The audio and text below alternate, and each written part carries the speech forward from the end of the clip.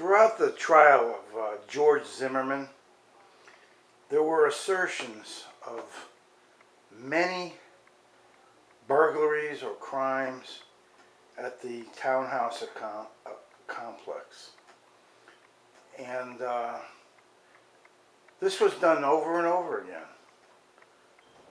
Now, there was one very unique witness.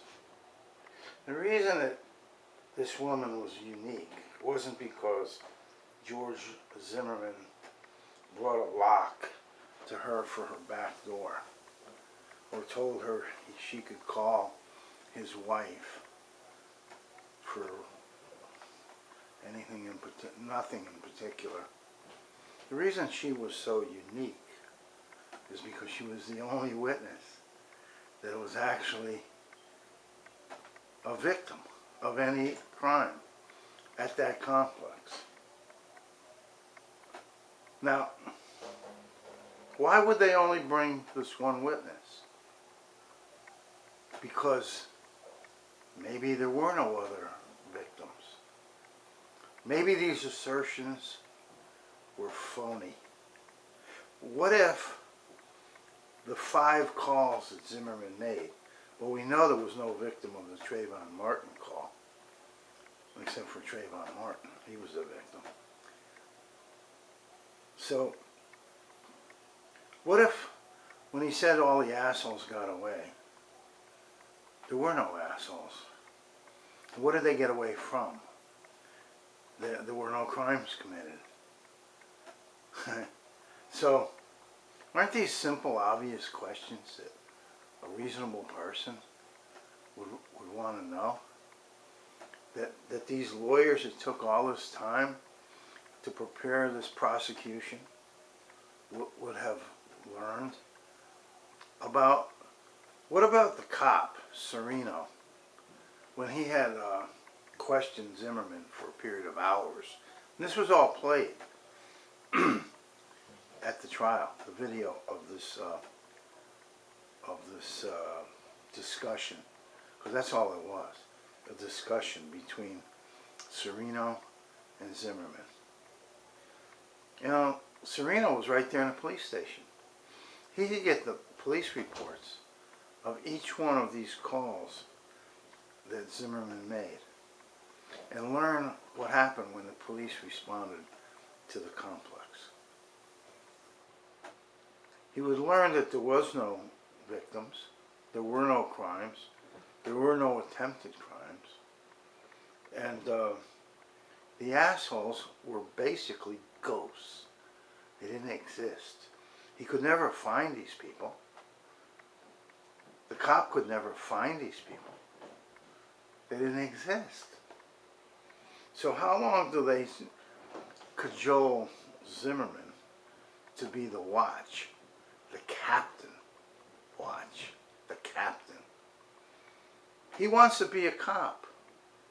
He thinks, obviously, that this calling phony, false police reports about crimes that never happened would help him get a job as a cop. He went for rides in the police squad cars. He went to school to take courses. He went to a gym for a year trying to be taught how to fight. Because if you're going to arrest people, you have to be able to overcome them physically. And the gym instructor, the martial arts master, said Zimmerman was soft. He didn't learn anything. He couldn't. He couldn't physically.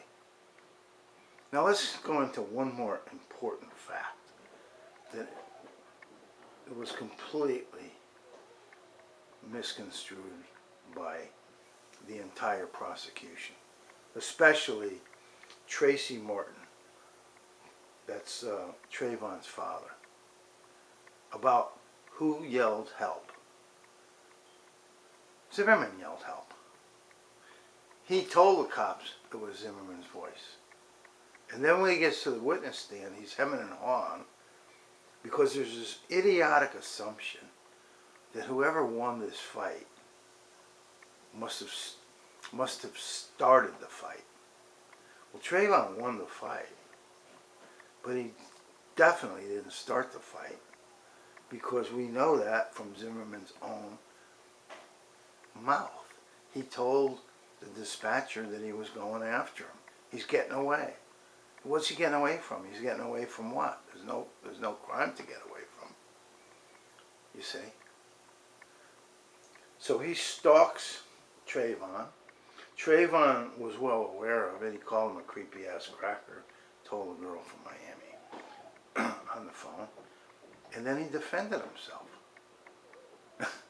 He defended himself from the attack by Zimmerman, the physical attack. And he got the better of him, which wasn't hard to do. Knocked him down, punched him a few times, banged the back of his head against the sidewalk, had total command, but guess what he didn't do? He didn't take the gun. Why didn't he take the gun? Why didn't he take the gun? Because he didn't know there was a gun, that's why. And then, when he finally got off of Zimmerman and let Zimmerman get up, Zimmerman got up, pulled the gun and bang, fired it right into his chest. Now how do we know that for a fact? By the autopsy. The gun was perpendicular to his chest. Okay? So he had to be standing up. He had to be standing up. He couldn't be laying down, pointing the gun at the guy's chest. Okay? He couldn't be doing that because the bullet went in this way. You see? So yeah, we're talking about evidence. We're talking about understanding the proceedings. We're talking about this judge sticking "stand your ground" on page 12 of jury instructions. Basically hiding it. Okay? Why? Why? What's the point of it? What is the purpose of putting "stand your ground" on page 12? Jury instructions? There was never, ever anything to do with "stand your ground" throughout that trial. And Zimmerman refused to have a hearing on "stand your ground." So it was not even allowed to be part of the defense by law. So why was it in the jury instructions? Well, if you read the jury instructions and you understand simple English, you can see that the judge was bending over backwards to make the jurors believe that Zimmerman was innocent. And that's how it worked. And even one of the jurors has now come forward and revealed that fact. Fact. So, we've been snookered again, which isn't hard to do, because Americans will believe anything that comes out of the tube by so-called experts like Jeffrey Toobin and all these other lawyers who don't have a clue. Or what are they doing? Are they just going to protect law enforcement like they did in the Rodney King case? Because that's what was going on here. It was because Zimmerman was allowed, he was released by Serino, who then claimed he believed Zimmerman. Well, is he just an idiot? Is Serino just an idiot with his 20 years experience as a cop? Or is it just simply perjury when he said he really believed Zimmerman? Well, now he's in court, okay, trying to make it appear that releasing him had some kind of justification when it had absolutely none. I mean, none. So that's all that's going on here. It's basically very simple.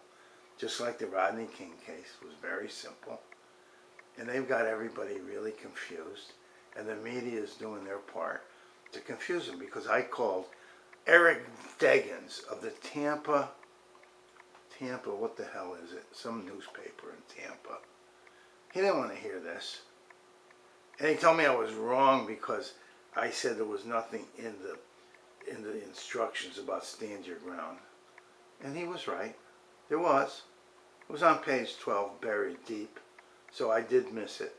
That's a true fact. I'll plead guilty to that.